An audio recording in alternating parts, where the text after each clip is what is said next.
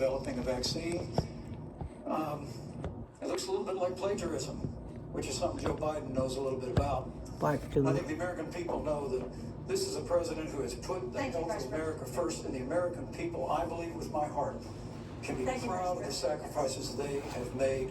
It's saved countless American lives.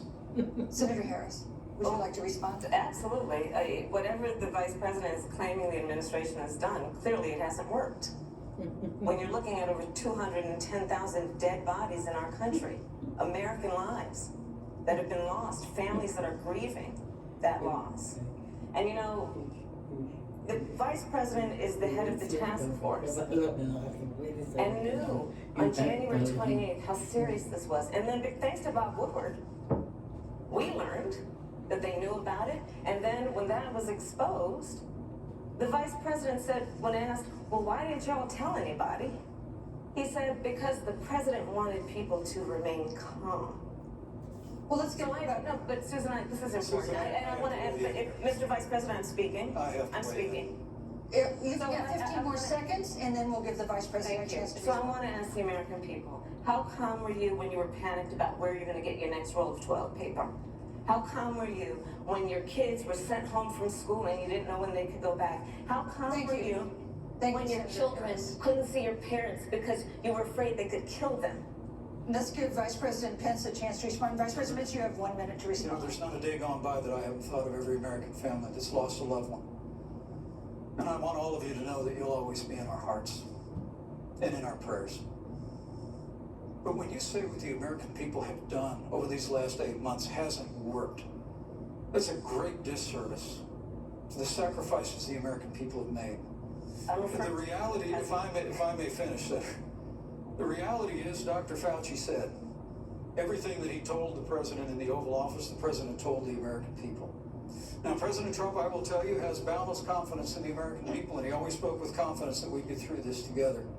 But when you say it hasn't worked, when Dr. Fauci and Dr. Birx and our medical experts came to us in the second week of March, they said if the president didn't take the unprecedented step of shutting down roughly half of the American economy, that we could lose 2.2 million Americans. And that's the reality. Thank you. They also said to us if we did everything right, Susan, we could still lose more than 200,000 Americans. Vice President, one life lost is too many, Susan. But the American people, I believe, deserve credit for the sacrifices that they have made, putting the health of their family and their neighbors first, our doctors, our nurses, our first responders. Thank you, Vice President Pence. And I'm going to speak up on behalf of what the American people have done. Vice President Pence, you were in the front row in a Rose Garden event 11 days ago at what seems to have been a super spreader event for senior administration and congressional officials. No social distancing, few masks, and now a cluster of coronavirus cases among those who were there. How can you expect Americans to follow the administration's safety guidelines to protect themselves from COVID when you at the White House have not been doing so? Well, the American people have demonstrated over the last 8 months that when given the facts, they're willing to put the health of their families and their neighbors and people they don't even know first. President Trump and I have great confidence in the American people and their ability to take that information and put it into practice. In the height of the epidemic, when we were losing a heartbreaking number of 2,500 Americans a day, we surged resources to New Jersey and New York and New Orleans and Detroit. We told the American people what needed to be done, and the American people made the sacrifices. When the outbreak in the Sun Belt happened this summer, again, Americans stepped forward. But the reality is the work of the President of the United States goes on. A vacancy on the Supreme Court of the United States has come upon us, and the President introduced Judge Amy Coney Barrett. Thank you, Vice President. If I may say, that Rose Garden event, there's been a great deal of speculation about it. My wife Karen and I were there and honored to be there. Many of the people who were at that event, Susan, actually were tested for coronavirus, and it was an outdoor event, which all of our scientists regularly and routinely advise. The difference here is President Trump and I trust the American people to make choices in the best interest of their health. And Joe Biden and Kamala Harris consistently talk about mandates, and not just mandates with the coronavirus, but a government takeover of health care, Thank you, the Green New Deal, all government control. We're about freedom and respecting the freedom of the American people. Let's talk about respecting the American people. You respect the American people when you tell them the truth. You respect the American people when you have the courage Which we've to be a always leader, done. speaking of those things that you may not want people to hear, but they need to hear so they can protect themselves. But this administration stood on information that if you had as a parent, if you had as a worker knowing you didn't have enough money saved up, and now you're standing in a food line because of the ineptitude of an administration that was unwilling to speak the truth to the American people.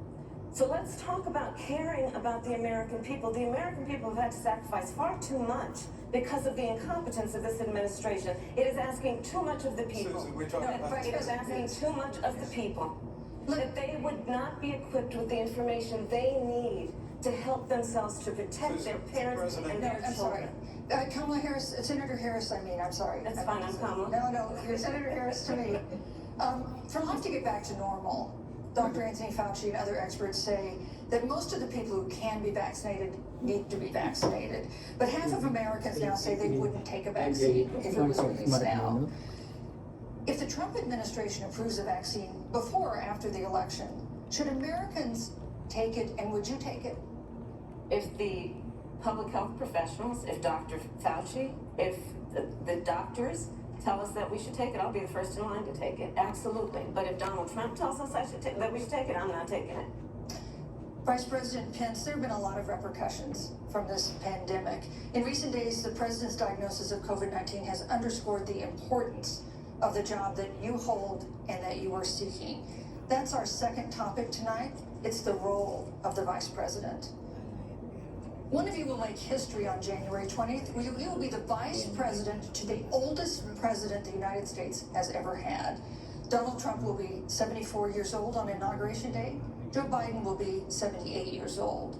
That already has raised concerns among some voters, concerns that have been sharpened by President Trump's hospitalization in recent days. Vice President Pence, have you had a conversation or reached an agreement with President Trump about safeguards or procedures when it comes to the issue of presidential disability? And if not, do you think you should? You have 2 minutes without interruption. Well, Susan, thank you, although I would like to go back. I think we need to move on Well, to the thank issue you, of but I would like to vice go back. presidency. Because the reality is that we're going to have a vaccine, Senator, in record time, in unheard of time, in less than a year. We have 5 companies in phase 3 clinical trials, and we're right now producing tens of millions of doses. So the fact that you continue to undermine public confidence in a vaccine, if the vaccine emerges during the Trump administration, I think is unconscionable. And Senator, I just ask you, stop playing politics with people's lives. The reality is that we will have a vaccine, we believe, before the end of this year. And it will have the capacity to save countless American lives. And your continuous undermining of confidence in a vaccine is it's just unacceptable. And let me also say, the reality is when you talk about failure in this administration, we actually do know what failure looks like in a pandemic. It was 2009. The swine flu arrived in the United States. Thankfully, it ended up not being as lethal as the coronavirus. But before the end of the year, when Joe Biden was vice president of the United States, not 7.5 million people contracted the swine flu. 60 million Americans contracted the swine flu. If the swine flu had been as lethal as the coronavirus, in 2009, when Joe Biden was vice president, we would have lost 2 million American lives. His own chief of staff, Ron Klain, would say last year that it was pure luck that they did, quote, everything possible wrong. And we learned from that. They left the Strategic National Stockpile empty. They left an empty and hollow plan, but we Thank still you, Vice learned President from it. Pence. And I think the Vice President American Pence, your time people, is I'll up. say again, can be Vice proud President Pence, I'm sorry, of your what time we is have up. done.